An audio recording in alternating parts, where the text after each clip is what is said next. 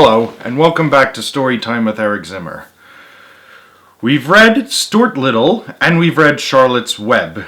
And now we have the third and final children's book by E.B. White, the 1970 classic, The Trumpet of the Swan.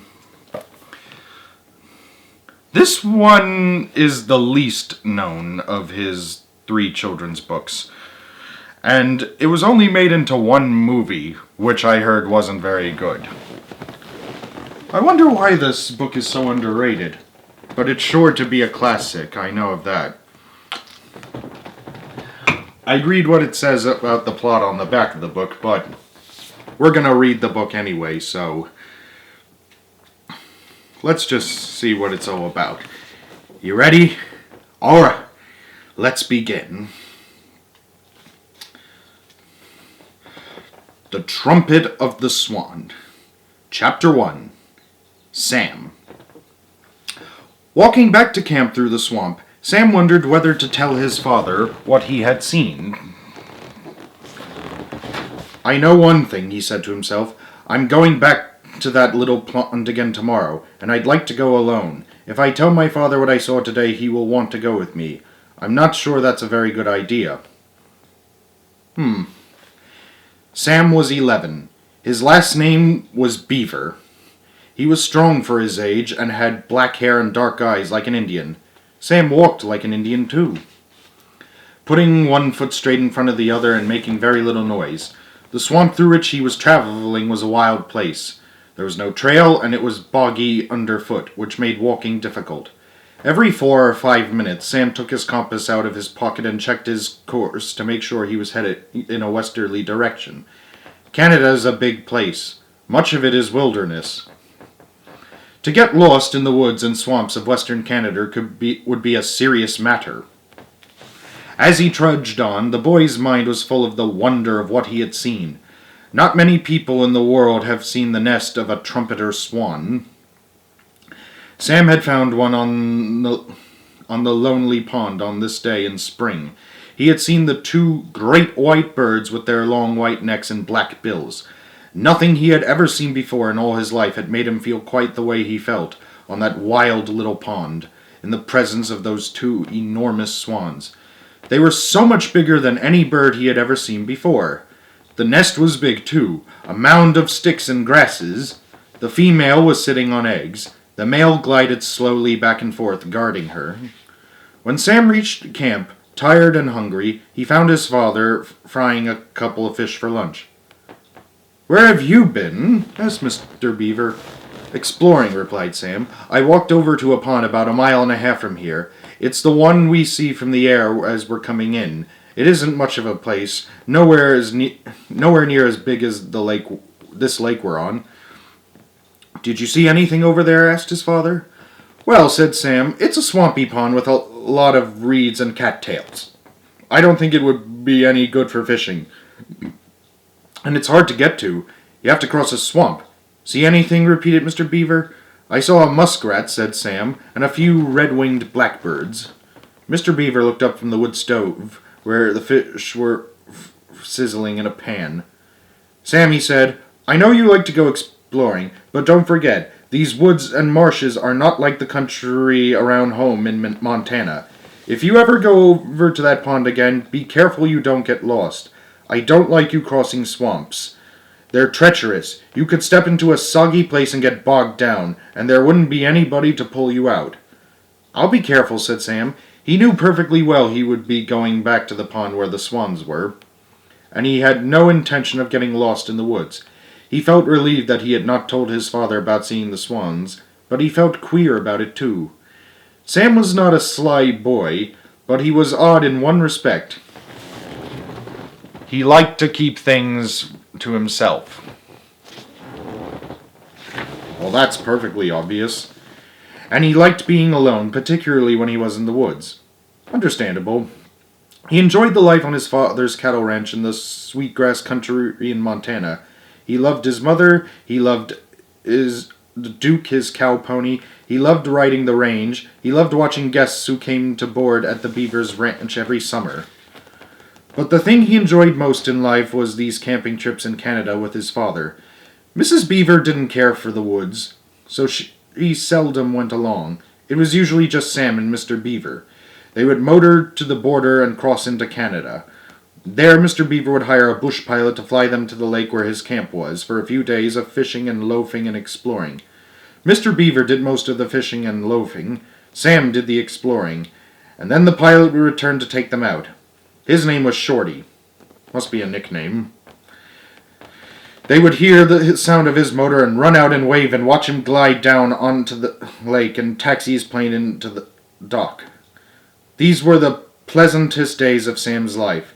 These days in the woods, far, far from everywhere. No automobiles, no roads, no people, no noise, no school, no homework, no problems, except the problem of getting lost, of course. And of course, the problem of what to be when he grew up. Every boy has that problem.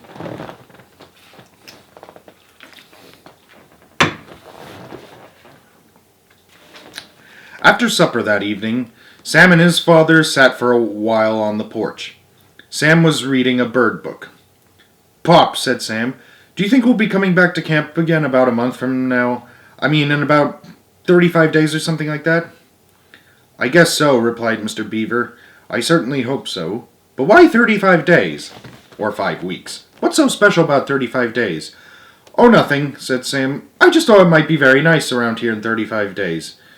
"That's the craziest thing I ever heard of," said Mr. Beaver. "It's nice here all the time." Sam went indoors. He knew a lot about birds, and he knew that it would take a swan about 35 days to hatch her eggs. He hoped he could be at that pond to see the young ones when they came out of the eggs. Sam kept a diary, a day book about his life. It was just a cheap notebook that was always by his bed. Every night before he turned in, he would write in the book. He wrote about things he had done, things he had seen, and thoughts he had had. Sometimes he drew a picture. He always ended by asking himself a question so he would have something to think about while falling asleep. On the day he found the swan's nest, this is what Sam wrote in his diary. "I saw a pair of trumpeter swans today on a small pond east of camp. The female has a nest with eggs in it. I saw 3, but I'm going to put 4 in the picture. I think she was laying another one. This is the greatest discovery I ever made in my entire life. I did not tell Pop. My bird book says baby swans are called cygnets. I am going back tomorrow to visit the great swans again. I heard a fox bark today. Why does a fox bark? Is it because he is mad, or worried, or hungry, or because he is sending a message to another fox? Why does a fox bark?"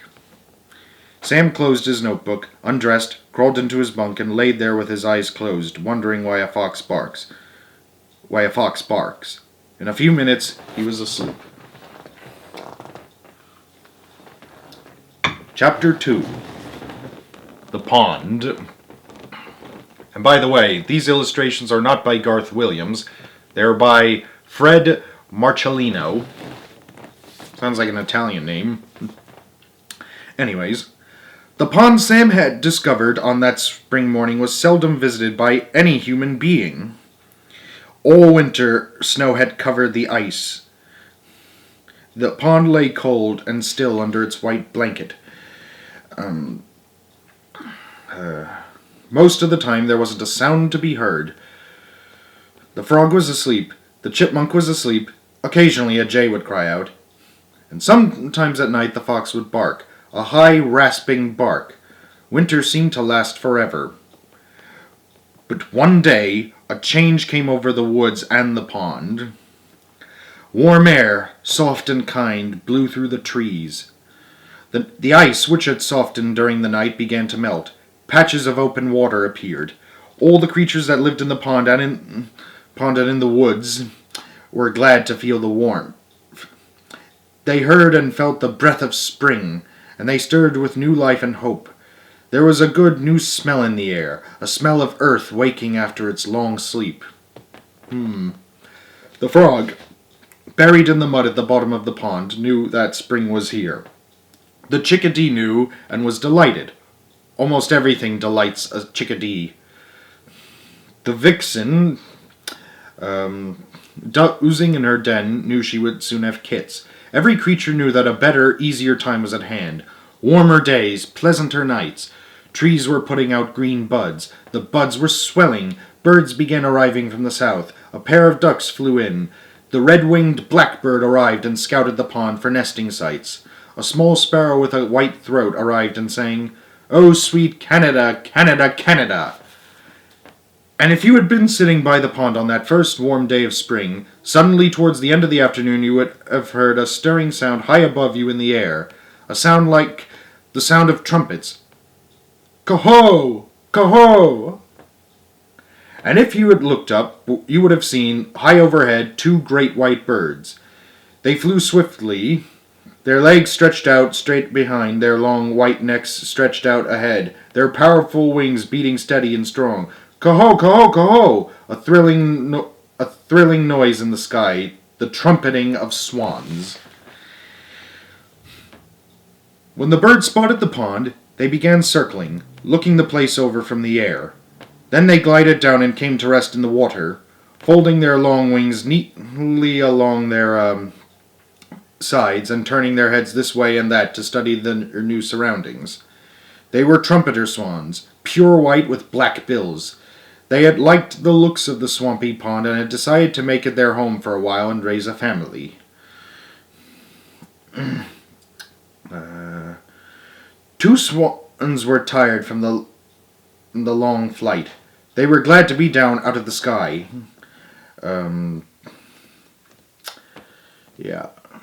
They paddled slowly about and began feeding, thrusting their necks into the shallow water and pulling roots and plants from the bottom. Everything about the swans was white except their bills and their feet. These were black. They carried their heads high. The pond seemed a different place because of their arrival. For the next few days the swans rested. When they were hungry, they ate. When they were thirsty, which was a great deal of the time, they drank. On the 10th day, the female began looking around to find a place to build her nest. In the spring of the year, nest building is uppermost in a bird's mind. It is the most important thing there is. If she picks a good place, she stands a good chance of hatching her eggs and rearing her young. If she picks a poor place, she may fail to raise a family. The female swan knew this. She knew the decision she was making was extremely important. Interesting. The two swans first investigated the upper end of the pond where a stream flowed slowly in. It was pleasant there with reeds and bulrushes. Red-winged blackbirds were busy nesting in this part of the pond, and a pair of mallard ducks were courting. Then the swans swam to the lower end of the pond, a marsh with woods on one side and a deer meadow on the other. It was lonely there. From one shore a point of land extended out into the pond. It was a sandy strip like a little peninsula, and at the tip of it, a few feet out into the water, was a tiny island, hardly bigger than a dining table.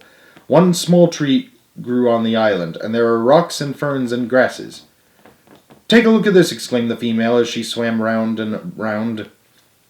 "Coho!" replied her husband, who liked to have someone ask his advice. The swan stepped cautiously out onto the island. The spot seemed made to order, just right for a nesting place. While the male swan floated close by, watching, she snooped about until she found a pleasant spot on the ground. She sat down to see how it felt to be sitting there. She decided it was the right size for her body. It was nicely located, a couple of feet from the water's edge. Very convenient. She turned to her husband. "What do you think?" she said. "An ideal location," he replied. "A perfect place. And I will tell you why it's a perfect place," he continued majestically. "If an enemy, a fox, or a raccoon, or a coyote, or a skunk, wanted to reach this spot with murder in his heart, he'd have to enter the water and get wet. And before he could enter the water, he'd have to walk the whole length of that point of land. And by that time we'd seen or hear him, and I would give him a hard time." The male stretched out his great wings, 8 feet from tip to tip, and gave the water a mighty clout to show his strength. This made him feel better right away. When a trumpeter swan hits an enemy with his wing, it is like being hit by a baseball bat. Woo! A male swan, by the way, is called a cob. No one knows why, but that's what he's called. A good many animals have special names. A male goose is called a gander, a male cow is called a bull, a male sheep is called a ram, a male chicken is called a rooster, and so on and so forth. Anyways, the thing to remember is that a male swan is called a cob. The cob's wife pretended not to notice that her husband was showing off, but she saw it all right, and she was proud of his strength and his courage. As husbands go, he was a good one. That's nice to know.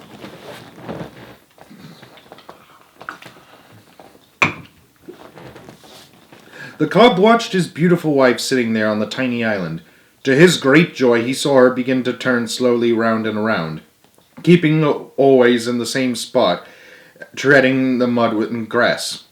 She was masking the first motions of nesting. First she squatted down in the place she had chosen. Then she twisted round and around, tramping the earth with her broad-webbed feet, hollowing it out to make it like a saucer. Then she reached out and pulled the twigs and grasses toward her and dropped them at her sides and under her tail, shaping the nest to her body. The cob floated close to his mate. He studied every move she made. "Now another medium-sized stick, my love," he said, and she poked her splendid long, white, graceful neck as far as it would go, picked up a stick, and placed it at her side. "Now another bit of coarse grass," said the cob with great dignity. The female reached for grasses, for moss, for twigs, anything that was handy.